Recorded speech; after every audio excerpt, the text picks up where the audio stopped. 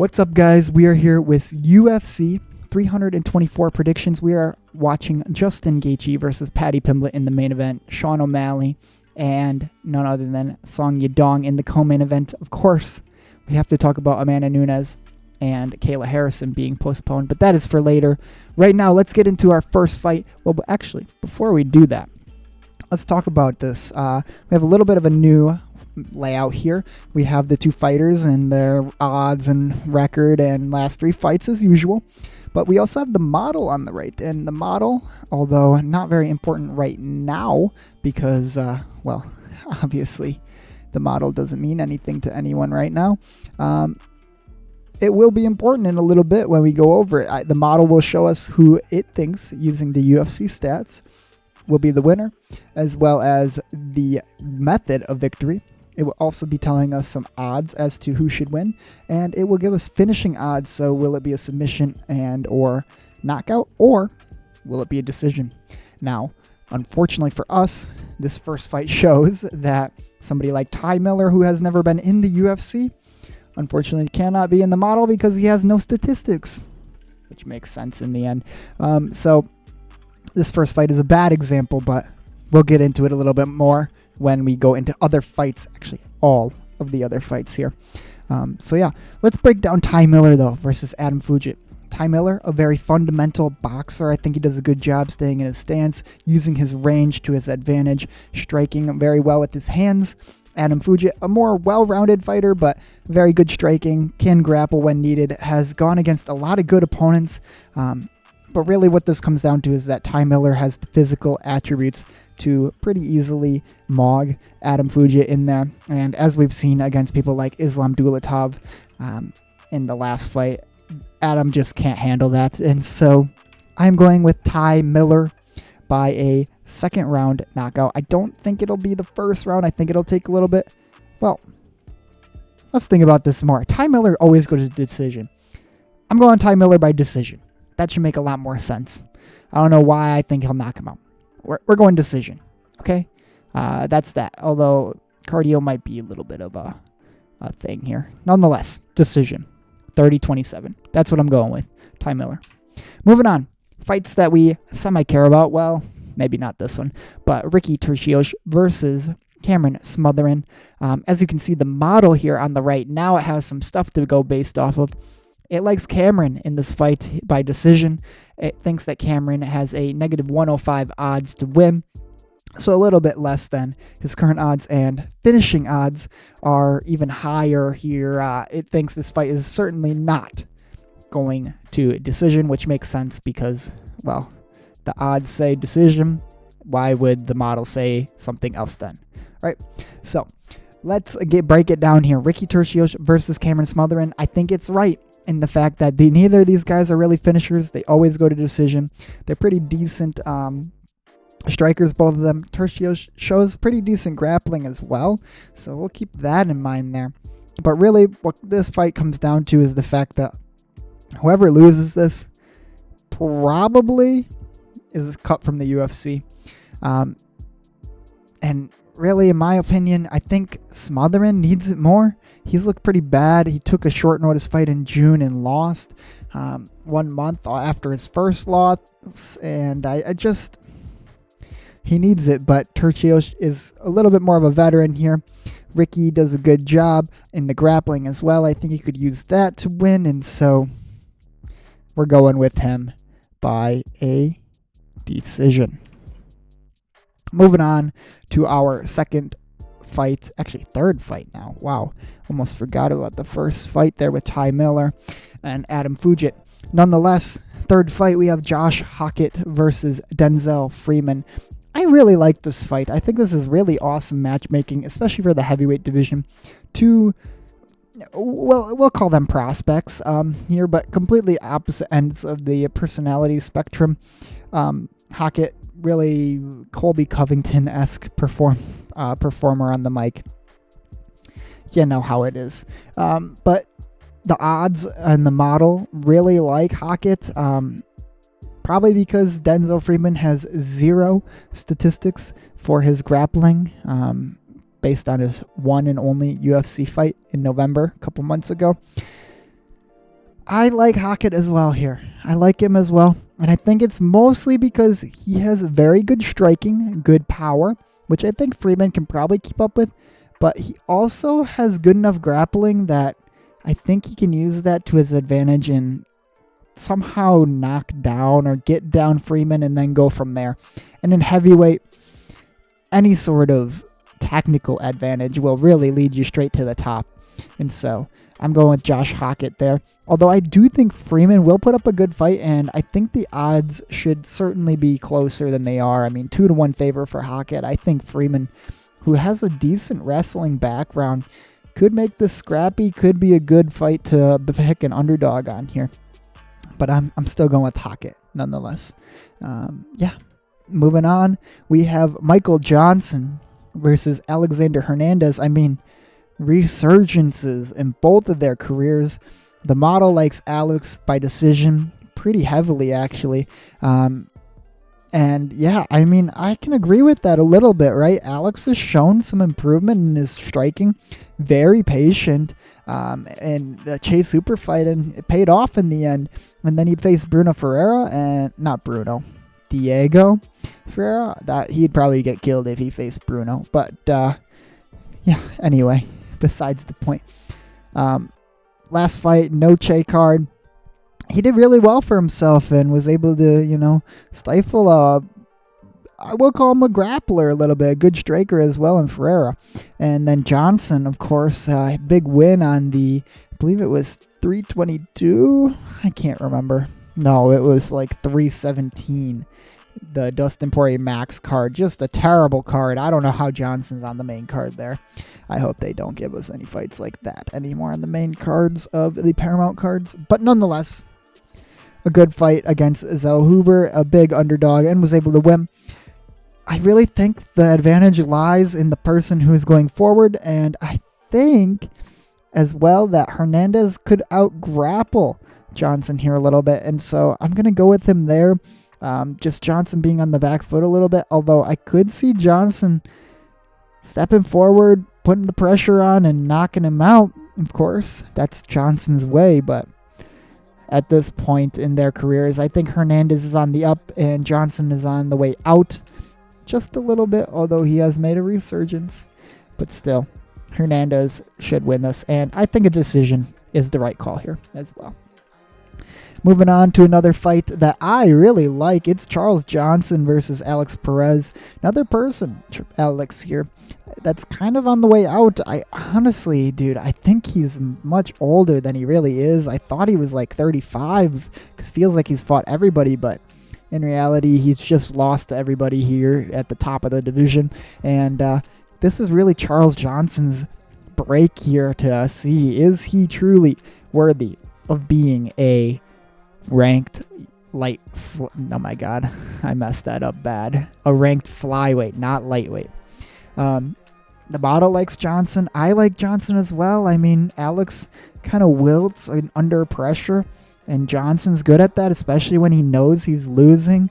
The loss to Almabayev looked bad for Perez. I mean, standing guillotine, and Johnson with a Van and a Kavanaugh win. That's pretty good stuff there, and I can see Perez getting caught at the end of something. Maybe a knockout. I could see just a decision, though, by Johnson as well. Either way, Johnson's winning, in my opinion. Perez really doesn't put up much other than decent striking and really just okay grappling. I think it's really overrated. The model likes it, actually, but I do not like Perez's odds on that grappling front against Johnson. So, yeah, that's that. I'm going Johnson decision. I think that's the safest bet here. Maybe a third round knockout as well. Moving on, another fight that I think is actually pretty good. Nikita Krylov versus Modestas Bukauskas. Bukauskas kind of a little bit here of a resurgence as well. I mean, he didn't look that great, but 2025, 3 straight wins, looks pretty good, and Krylov on the way out a little bit. Now, the model likes Krylov's ability to grapple here. First round sub at -135. I just see it the other way, though. I see Bukauskas being able to knock out Krylov, as so many have been able to do recently. I mean, God, I can't believe I'm saying this, but Dominic Reyes knocked him out. If he can do that, Bukauskas should be able to as well. And so I'm going by Bukauskas and a first-round knockout, not a sub. Feels weird to go against the model, but here we are. Moving on, next fight, Ateba Gautier versus Andrey Pulyaev. Of course, Ateba should be a big favorite, and he is, of course. Just the power, as well as a slightly grappling advantage here. I mean, Pulyaev should be able to grapple a little bit, but with the physical attributes of Ateba Gautier, I just don't see him being able to pull off any sort of grappling. And up close, I mean, Gautier is a very good clinch striker. I mean, we saw him knock out, I think it was Vines. I'm not even sure it was a knockout. I'm not sure what it was, really, but nonetheless, clinch striking is there as well. Dangerous opponent, and Pulyaev just not enough attributes, not enough technical ability for me to really even think about him winning this fight. And so Gautier should win this by a first round knockout, in my opinion. I know the model's the second round sub. I'm not sure why. It is what it is. But moving on, our final fight before the main card, our prelim headliner, is Umar Nurmagomedov versus Deiveson Figueiredo. I know it's a better fight than Rose Namajunas versus Natalia Silva, but I think it's in the right spot here, in the fact that it should be a headliner here for people that want to get into the UFC, see their fights and whatnot. I think this is a good point for it. I know main card is probably more worthy because main card is just a little bit more of a popular place to be when you're a good fighter, as popular as Nurmagomedov and Figgy are, right? But it is what it is. I think it's actually not too bad.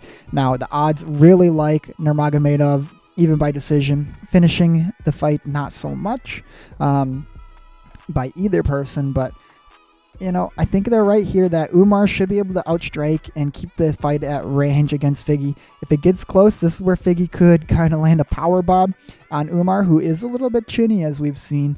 And I could see that happening as well. As the grappling as well. I think Figgy, underrated grappler. He could be able to out-grapple Nurmagomedov, but let's be real here. I mean, Umar has the best grappling coaches in the world, and even if he loses a round, I'm certain he's not going to be getting submitted by Figgy, probably. And so I'm going by Umar and decision. I know the odds are crazy, and you could get some good underdog money on Figgy, but Umar is the safe bet, pretty easy bet here, and yeah, that's that. Moving on, we're into the main card. Finally, Arnold Allen versus Gene Silva. This is an awesome fight.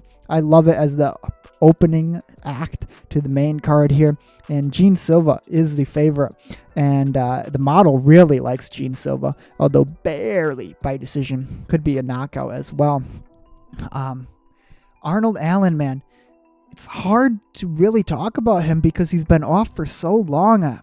But I did watch his fight against none other than Max Holloway, and he's a better striker than I thought. He's a good counter striker. He made Max really not do well in that second and fourth round. I thought Allen won both of those, in my opinion, landing the cleaner, better strikes.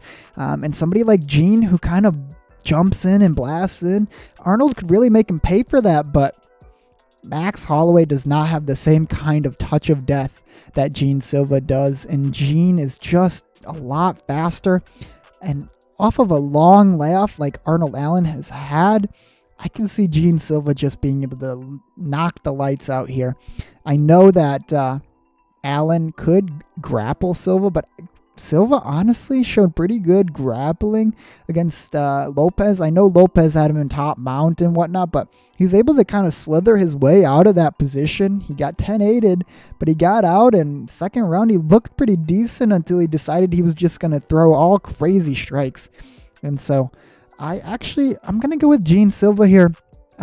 I just don't like the layoff for Allen, and more than anything, I think that Silva has the ability to finish this fight, and finishing ability really is one of the biggest determining factors in who's going to win, in my opinion. So that's why I'm going with Jean Silva. Moving on, we are going to Natalia Silva versus Rose Namajunas.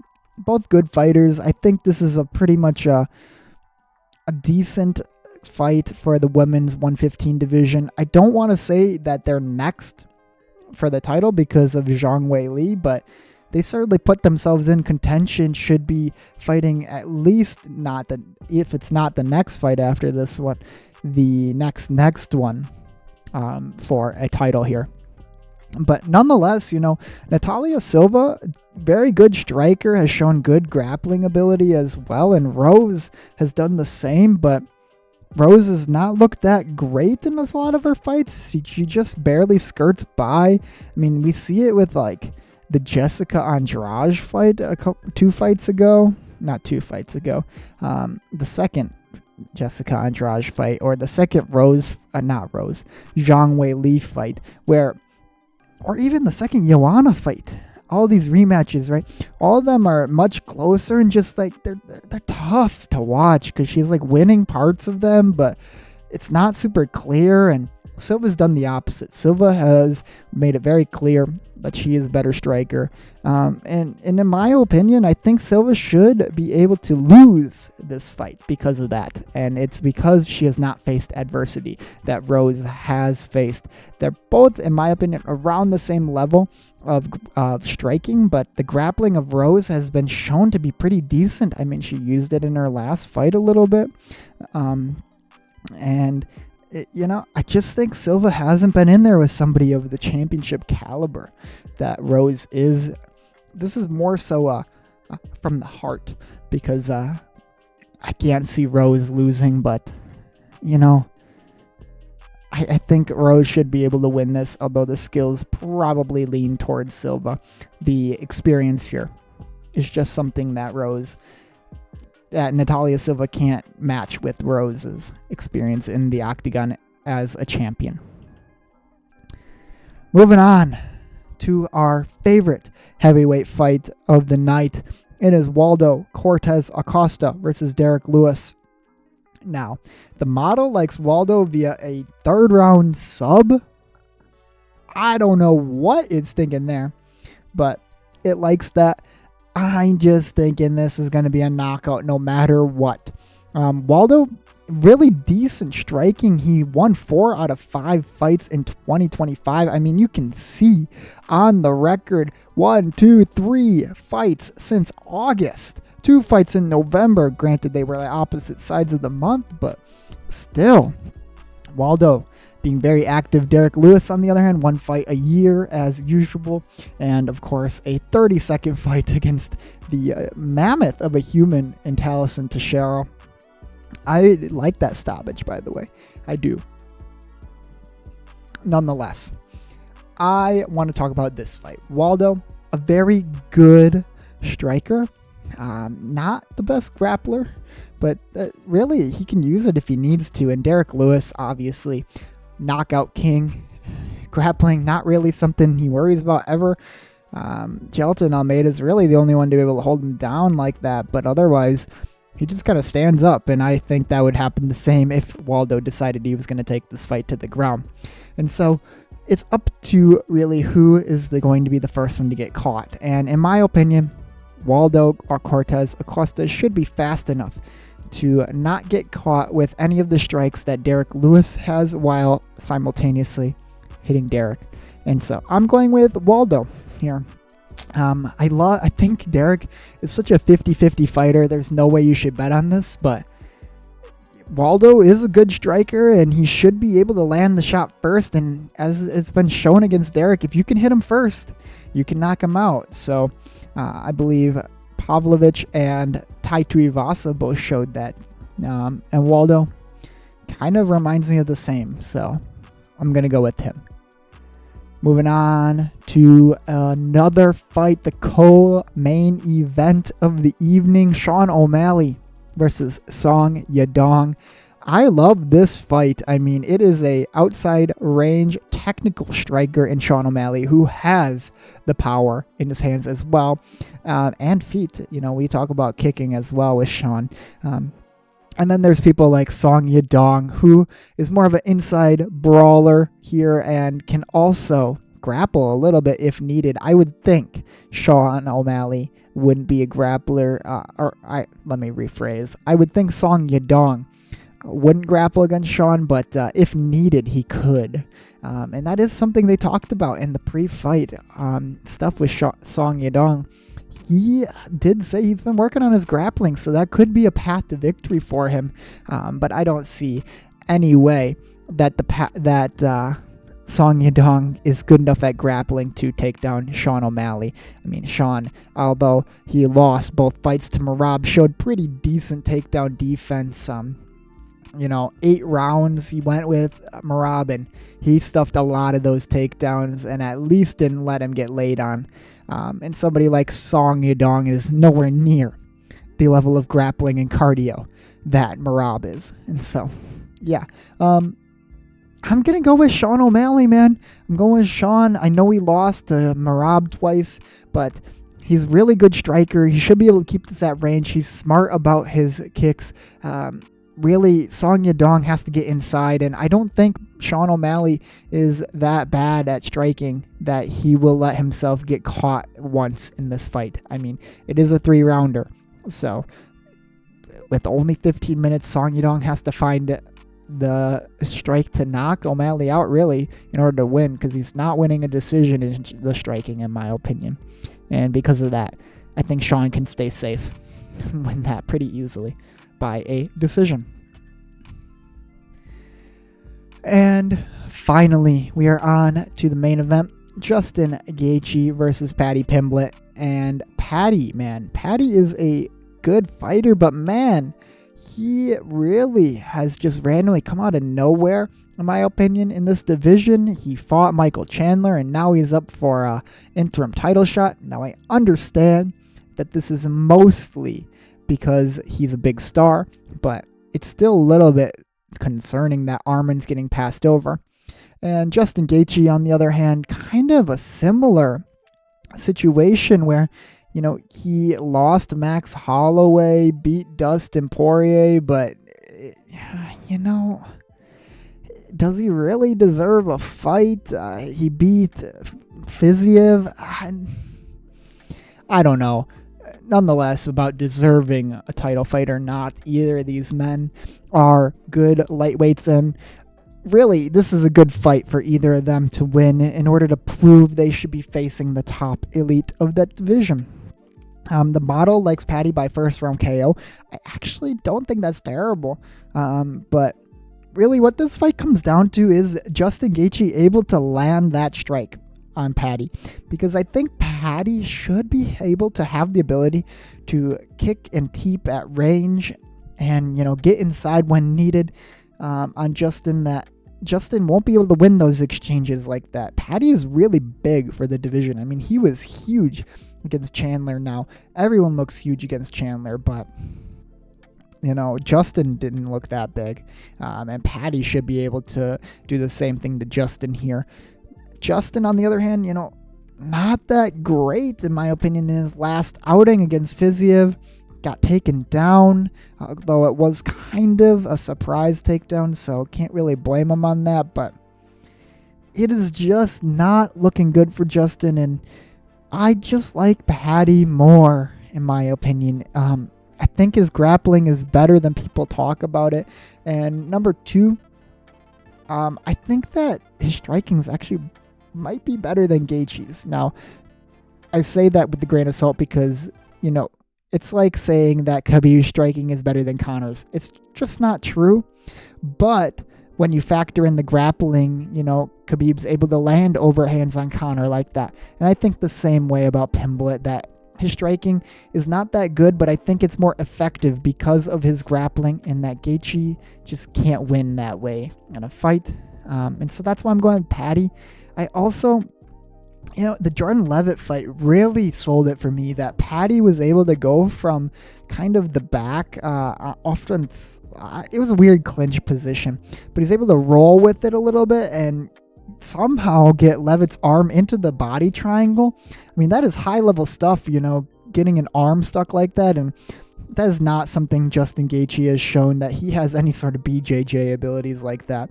And so, yeah, I just think Paddy by second round sub. I think first round Justin will be able to survive, but similar to the Khabib fight, it gets far, and whenever Paddy decides, I'm done with this, he'll just out-grapple Gaethje and go from there.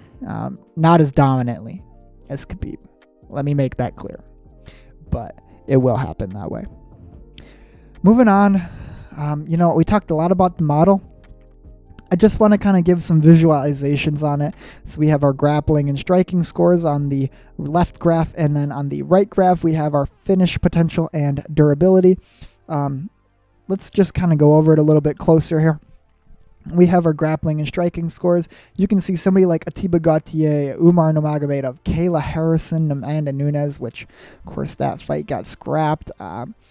All these people really good in the striking and grappling, and then you can see at the bottom over there a little bit of an outlier. We have people like Cameron Smotherman or Nikita Krylov, Denzel Freeman, of course.